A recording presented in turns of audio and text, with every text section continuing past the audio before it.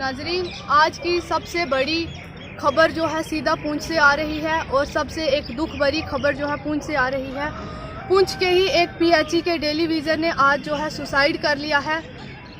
ये जो पीएचई के डेली विज़र हैं, इनकी 6 साल से सैलरी जो है पेंडिंग है।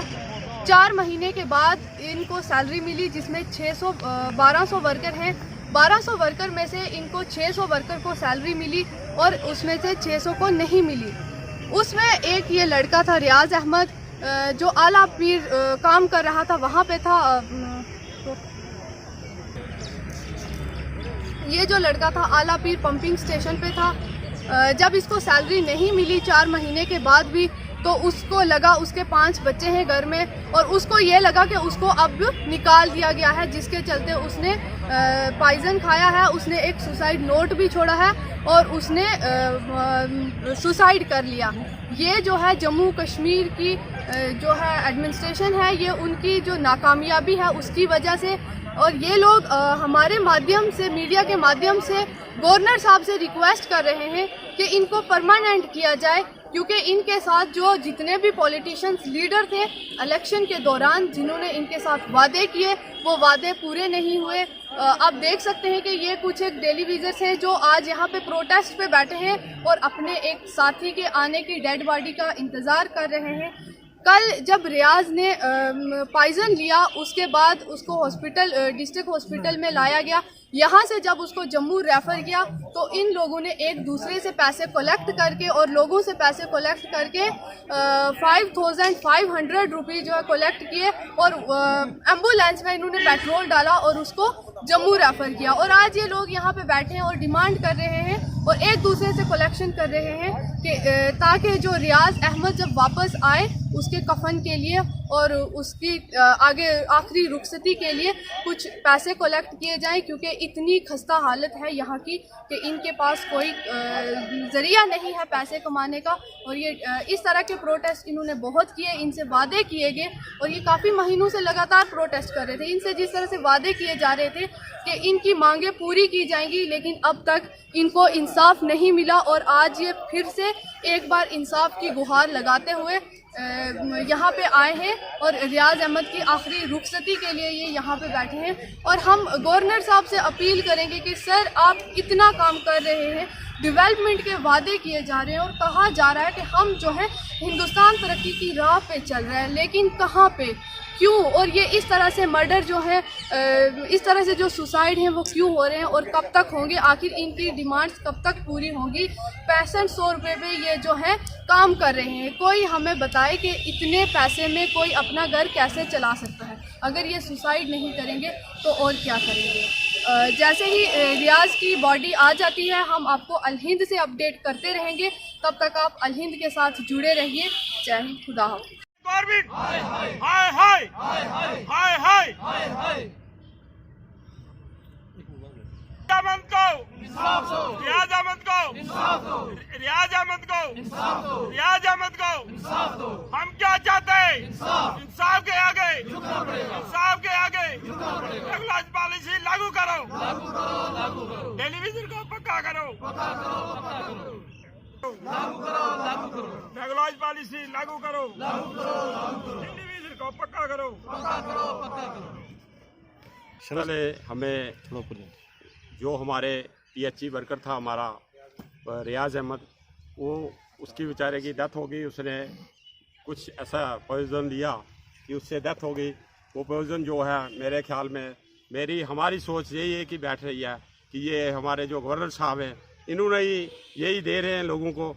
और इस वक्त इन्होंने बड़े वादे किए, तो मैं कहता हूं कि बहुत अफसोस की बात है। और मैं कहता हूं कि इनके घर वालों को, ये जो रियाज है बेचारा, इनके घर वालों को इंसाफ देना चाहिए। और मैं कहता हूं कि आनंद फंड आज शाम को ही लॉन्च करना चाहिए इनको, कि भाई इनको 10 लाख रुपया इनको जो रिलीफ पैक है इनको देना चाहिए इनके घर वालों को। जो बाकी भी ऐसे केसों में चले गए हैं बेचारे, ये इनका काम करते करते, इनकी सेवा पब्लिक की करते करते, तो ये बेचारे बाकी भी चले गए हैं। उनके घर वालों को भी इंसाफ आज की डेट में ही देना चाहिए। बाकी जो हमारे मसले हैं, ये बेचारा, इसके 5 बच्चे थे बेचारे, ये कंफ्यूजन में इतना कंफ्यूज रहा बेचारा कि रोज 25 साल हो गए बेचारा ये कंफ्यूजन में इतना रहा कि इसको लास्ट में अपना फैसला करना पड़ा, जो कि ये सारा इसका जो पूरी जिम्मेवारी पूरी गवर्नमेंट के पास है।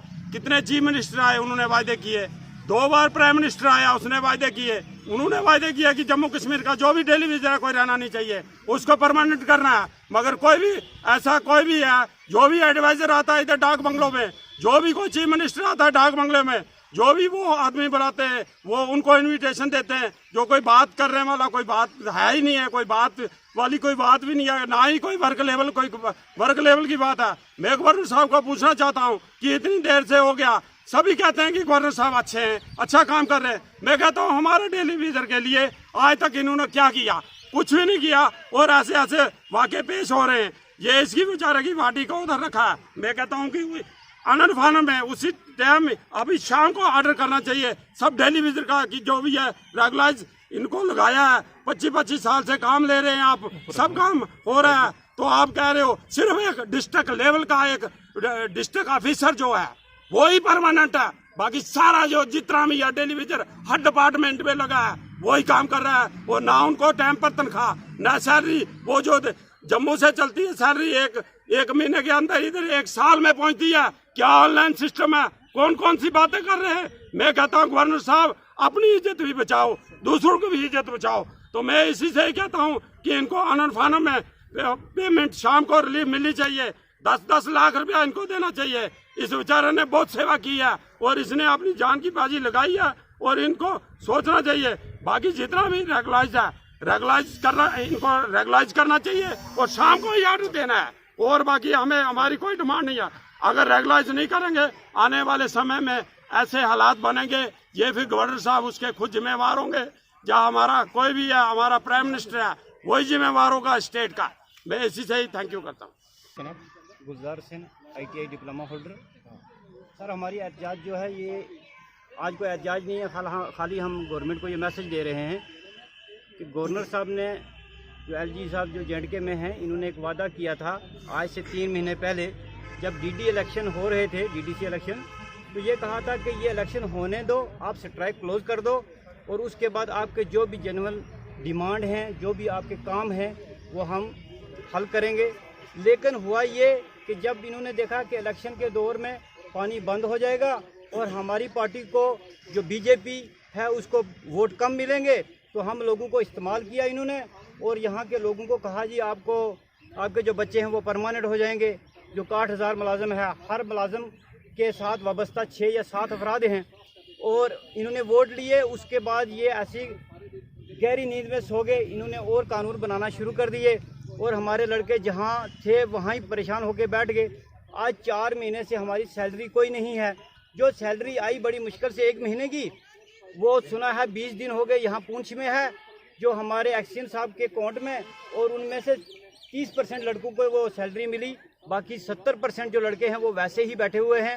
अब पता नहीं क्या मामला है, ये तो वो जाने या यहाँ के DC साहब जाने कि इसमें क्या मामला है। मैं DC साहब से और यहाँ के हमारे SC और एक्शन साहब से ये गुजारिश करूँगा कि हमारा जो एक लड़का कल रियाज अहमद जो कोई चीज़ खाने से उसकी डेथ हो गई है, उसके परिवार को कम से कम रिलीफ दी जाए। क्योंकि जब यहाँ से कल वो गाड़ी लेकर एम्बुलेंस जा रहे थे जम्मू, उस वक्त मैं हॉस्पिटल में मौजूद था और मैंने देखा कि उसकी माँ इतनी रो रही थी इतनी शिद्दत से, और यहाँ 5500 रुपया इकट्ठा करके यहाँ लोगों से पैसे 500-500 रुपया 100 लेकर उसको 5500 रुपया एम्बुलेंस वाले को दिया कि तेल डाल के वो बेचारा जाएगा यहाँ से। आप ये बताओ, हमें 25 साल 30 साल या 20 साल यहाँ काम करने का फ़ायदा ये मिला कि यहाँ एक अगर हमारा साथी यहाँ बीमार होता है तो उसको या उसके परिवार वालों को वहाँ चंदा करना पड़ता है।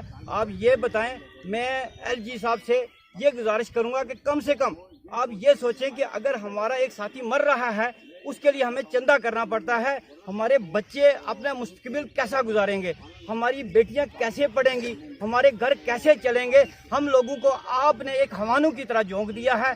अगर मैं ये नहीं कहता कि हर आदमी लीगल लगा हुआ है, मैं कहता हूँ जिसको इंसाफ है उसमें मैं ना आऊँ तो मुझे कोई गिला नहीं यहाँ पर। लेकिन कम से कम जिन लोगों ने अपनी ज़िंदगियाँ बर्बाद की हैं, इस PHE वालों को, इस डिपार्टमेंट को चलाया है, यहाँ के अमीर लोगों को पानी दिया है, जो ऐसे सोए हुए हैं, यहाँ के लीडर ऐसे सोए हुए हैं जैसे कि उनके ऊपर पहाड़ टूटा हुआ है। आज दिन तक मुझे कोई यहाँ का लीडर बता दे कि उसने जाकर कहीं ये बात की है कि इन लड़कों को तनख्वाह नहीं मिलती, ये हम पानी लेते हैं, जब पानी लेने की बारी आती है तो वो 3rd डिग्री इस्तेमाल करके पानी मुलाजिम से ले लेते हैं, लेकिन जब तनख्वाह की बारी आती है तो 20 दिन यहाँ कोर्ट में पड़ी रहती है। आखिर इन 6000 लड़कों ने क्या गलती कर रखी है? यहाँ के 1200 मुलाजिम जो पहुंचे हुए हैं, इन्होंने क्या गलती की है? पहले एनसी वाले आए, उन्होंने अपना ढोंग रचाया, फिर पीडीपी वाले आ गए, उन्होंने अपना ढोंग रचाया, रही खी कसर जो थी वो बीजेपी वालों ने निकाल दी। अब ये बताओ, जो मर रहे हैं उनके परिवार वाले, उसकी अगर डेड बॉडी अब दफनाने के लिए मेरे हिसाब से आज भी उसको बेचारे को चंदा करना पड़ेगा, क्योंकि उसके घर वालों के लिए कुछ नहीं है। 25 साल उसने दे दिए। हमारे एक्सीएन साहब से पूछिए कि आपने कितने रिलीफ उनको दी, एससी साहब से पूछिए आपने कितनी दी। यहाँ अगर कोई फ्लड आ जाता है, डीसी से फौरन जाके लाख रुपया देते हैं, तो एक आदमी 25 साल अगर इस डिस्ट्रिक्ट को दे के गया, उसके घर वालों को उन्होंने कितनी रिलीफ दी ये वो खुद जाने। लेकिन हमारी ये गुजारिश है कि अगर वो ऐसा नहीं करेंगे, हमारे साथ इंसाफ नहीं करेंगे, यहाँ के लड़के इतने बेगैरत और कम जरूरत नहीं है कि वो हर बार आके ये आपको मैसेज दे देंगे जनाब हम आज के बाद फिर हम आपका इंतजार करेंगे। दोबारा हम कोई इंतजार नहीं करेंगे, हम पानी बंद करेंगे। उसके लिए मुझे उम्मीद है कि ये अपनी जानों पे भी खेलेंगे, नौकरियों पे भी खेलेंगे, लेकिन अपना हक लेकर छोड़ेंगे। यही हमारी गुजारिश है। सुसाइड आज जो हमने यहाँ प्रोग्राम रखा है, मैं तो ये कहता हूँ कि हम कितने अरसे से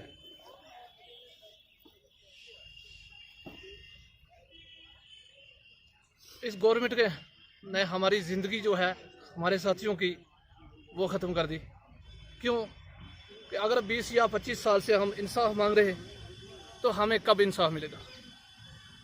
हम चाहते थे कि आज जम्मू कश्मीर की यूटी बनी है, हमें इंसाफ मिलेगा, लेकिन अफसोस की बात है कि आज भी हमें इंसाफ जो है वो नहीं मिल रहा है। मैं ये कहना चाहता हूँ कि जिस साथी ने सुसाइड किया है, आज न्यू 1 पी है और उसने अपने पंपिंग स्टेशन पे जाते ही वो जब ड्यूटी जा रहा था तो वहाँ उसने न्यू 1 जो है पी और उसके बाद उसने सुसाइड किया। सारे उसने वाल ऑपरेट किया है, पानी चलाया, पानी चलाने के बाद उसने सुसाइड किया है। क्योंकि जिसके 4 या 5 बच्चे हों, बाकी वालों की सैलरी जो है वो पड़ गई, लेकिन उस बेचारे की सैलरी नहीं पड़ी, जिसकी वजह से उसने सुसाइड किया। शायद मुझे डिपार्टमेंट से निकाल दिया है या किस चक्कर में मेरी सैलरी बंद हुई है, तो इसलिए उसने न्यू 1 पी के आज सुसाइड करके उसकी डेड बॉडी जो है वो चीफ ऑफिस में पड़ी है। मैं गवर्नमेंट से इंसाफ चाहता हूँ। एक तो पेंडिंग जितनी वेजेस है वो फिल फॉर 1 हफ्ते के अंदर अंदर अगर रिलीज नहीं डिपार्टमेंट करेंगे तो मैं ये चाहता हूँ कि वो कुर्सी छोड़ दे खुदारा। तो कौन से पंपिंग स्टेशन के अंदर उसने जा रखा? आलापीर जो स्टेशन है उसके ऊपर उसकी ड्यूटी थी, और जब वो ड्यूटी गया जाते समय उसने जाते ही वो बोतल लेके गया और वहाँ जाके उसने सुसाइड किया। और उसके बाद वो बोतल वहाँ से जो है वो पड़ी हुई मिली है, तो वहाँ ड्यूटी पर वाल ऑपरेट किया और उसके बाद वो बेहोश हो गया और यहाँ से रेफ़र किया है जम्मू। और यहाँ भी उसके लिए 5500 रुपया चंदा करके उस एम्बुलेंस में तेल डाल के तो उसको जम्मू रेफ़र किया गया है। मैं अफसोस ये करना चाहता हूँ कि आज भी मेरे साथी ये सारे मैंने इकट्ठे किए हैं, इसलिए इकट्ठे किए हैं कि सारे लोग जो हैं उसके कफन के लिए 10-10 रुपये या 100-100 रुपया जितना भी आपके पास बनता है, गुंजाइश बनती है, 100 रुपया उसके लिए सारे दें ताकि हम उसके कफन के कपड़े जो है वो खरीद सकें और उसको कफन पहना सकें। तो उसने कोई प्रेस नोट भी छोड़ा है? जी, सुसाइड नोट भी उसने पीछे छोड़ा हुआ है। सुसाइड नोट उसने इसीलिए छोड़ा है, वो छोड़ा है कि उसने मैं इसी वजह से सुसाइड जो है वो कर रहा हूँ कि मैं टेलीविजन इतने साल से अपना काम कर रहा हूँ, लिहाजा मेरे ऊपर ये जो है मैं सख्ती से अपना जो निवन खा के तो मैं ऐसा काम कर रहा हूँ। उसने ये नोट भी छोड़ा है। तो मैं अब मीडिया की वजह से ये कहना चाहता हूँ, हमारे एक्शन साहब जो हैं, अगर जम्मू से सैलरी आई हुए 1 महीना हो जाता है तो 2 महीने लग जाते हैं हमारे यहाँ पास करने में। हमारे जेईई जो है वो कहते हैं कभी किसी की बंद करेंगे, कभी किसी की बंद करते 1 महीना या 2 महीना, तो उसमें सुसाइड अगर हमारे टेलीविजन नहीं करेंगे तो क्या करेंगे? मैं इंसाफ चाहता हूँ आपकी वजह से कि हमें इंसाफ मिलना चाहिए। अगर हमें इंसाफ नहीं मिलेगा तो हमारे 1200 के 1200 डोली जो है वो रोड पे उतरेंगे। मैं बाल बच्चे की हम बीवी बच्चों के समेत हम रोडों पे उतरेंगे। अब हमें मरने के बगैर कोई भी जो है वो हमारे पास ऑप्शन नहीं है, क्योंकि हमारे सारे डेलीविजन जो है वो सुसाइड करेंगे। इसके पहले भी कितने डेलीविजनों ने सुसाइड करके वो अपनी जान से खेल गए। हम भी ये चाहते हैं कि हमारे डेलीविजन जो आज भी अगर राहत इनको मिल जाए तो वो सुसाइड ना करें। अगर यही गवर्नमेंट की यही हालत रही 5 या 6 महीने के बाद हमें सैलरी मिलेगी तो वो सुसाइड नहीं करेंगे तो क्या करेंगे। मैं ये पूछना चाहता हूँ कि सुसाइड से अगर बचाना है इन डेलीविजनों का, ये भी गरीब परिवार आपका है, आप अगर इनको बचाना चाहते हैं तो इनके साथ सुसाइड जो है वो होगा, नहीं तो इंसाफ नहीं होगा तो सुसाइड ये करेंगे। मैं ये चाहता हूँ कि हमारे साथ इंसाफ होना चाहिए। मैं इसी पर इतना करता हूँ। काट रहे हैं इस हिसाब से कि हम कलेक्शन करते हैं मोहल्ले में, 10 लाख खर्चा आएगा, 20 लाख खर्चा आएगा, हम देंगे। तो अब अल्लाह को मंजूर ही ऐसा था कि वो आज सुबह जो है अपनी ज़िंदगी से रुखसत हो चुका। हमें इस चीज़ का बड़ा दुख है। डॉक्टर साहब, आपको नहीं लगता है कि जिस तरीके से आपने बताया कि वो अपनी खिदमत को अंजाम देता था, अगर किसी के घर में वफात होती थी तो तब भी रियाज का नाम ही चलता था, लेकिन आज हम यहाँ पे देख रहे हैं कि वही रियाज जो आम आवाम के लिए और बिलखुसूस यहाँ का जो महकमा है उसके लिए अपनी खिदमत को अंजाम देता रहा, लेकिन आज जब उसकी बारी आई तो यहाँ पे कोई भी उसकी सूद-बूद या खैरियत मालूम करने के लिए नहीं पहुँचा। आपको नहीं लगता है कि ये एक शर्मनाक वाक़या है? देखो जी, ये मैं सबसे पहले बोलता हूँ कि गरीबी अमीरी जो है वो मेरे खुदा के हाथ में है। अफसरों को पता नहीं किस चीज़ का गुरूर है, क्योंकि कब्र उनकी भी उतनी बनेगी। क्या पता बनेगी या वो कोरोना खाते में जाएंगे, खटाई निकाल के जाएगी। ये खुशकिस्मत है जिसको हम अपने भाई को, हम अपने भाई के लिए कब्र निकाली, हमने पूरा इंतजाम किया हमने। अब वो आ रहा है वापस, वो जम्मू से चल आया है, वो तकरीबन 4 बजे के करीब पहुँचेगा। तो फिर आप यहाँ पे आना, फिर आप देखना कि रियाज के दीवाने लोग कितने यहाँ पे, जिनको मुफ्त सर्विस रियाज करता रहा, पानी देता रहा, ये उसके दीवाने। अफसरों के मरने पे इतने लोग नहीं आएंगे, अफसरों को कब्र में कीड़े भी खाएंगे। ये अफसरों, लानत है तुम पे, ऐसे अफसरों को भी लानत है। जब हम मोहल्ले वाले लोग इतना कुछ कर सकते हैं रियाज के लिए, जिंदगी और मौत मेरे रब के हाथ में है।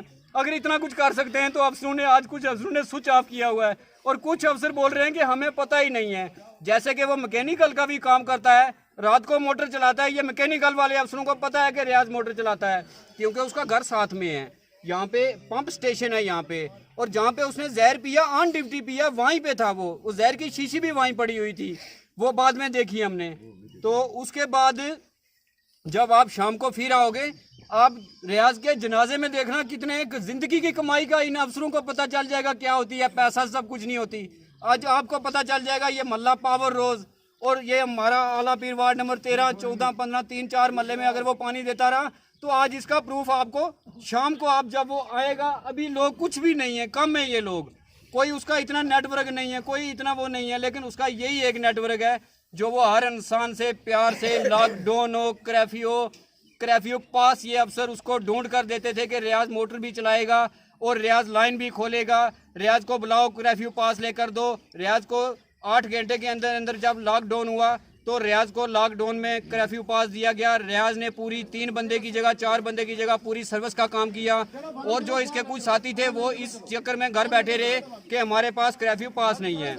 रियाज एक बहुत दिलदार आदमी था, जेब में पैसा है या न, हंसते रहता था फिर भी। लेकिन हमें इस चीज़ का बड़ा दुख है, इस चीज़ का कि बड़े अफसोस की बात है ये। फिर मैं दोबारा बोलता हूँ आपको, मेरी ये डिमांड रहेगी, ख़ास तौर पे जो हमारे ये गवर्नर साहब हैं, बड़े अच्छे नाइस आदमी हैं, तो उनसे ये हमारी डिमांड रहेगी कि उनका जो नौजवान बच्चा है जो, तो उसको रियाज की जगह पे एडजस्ट किया जाए। तो बाकी जो इनके छोटे छोटे बच्चे हैं जो रह गए हुए हैं, तो उनके लिए भी कुछ बेहतर सोचा जाए। तो मैं इसी पे इत्फाक चाहता हूँ। अल्लाह हाफिज़।